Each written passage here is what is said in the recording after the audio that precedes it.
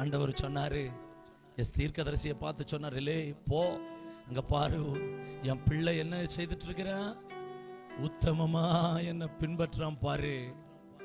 சோத்திர, நான் ஒன்ன சொல்றேன், நீ உத்தமமாய் பின்பற்றினா கர்த்தர் யாரையாகிலும் கொண்டு பேசுவாரு.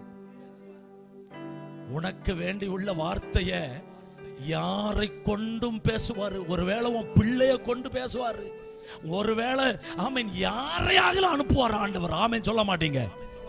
காக்கையை கொண்டு எலியாவை போஷித்த தெய்வத்துக்கு, விதவையை கொண்டு எலியாவை போஷித்த தெய்வத்திற்கு கர்த்தர் போஷிக்காமல் இருப்பாரோ, பேசாமல் இருப்பாரோ?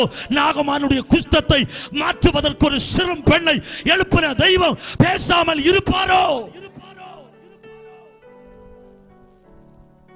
யாரையாகிலும் கொண்டு பேசுவார் ஆண்டவர். ஒரு அல்லேலூயா சொல்லுங்க. போ, என் பிள்ளை செவர்புறமா பார்த்து நிற்கிறான். சோத்திரம், என் பிள்ளை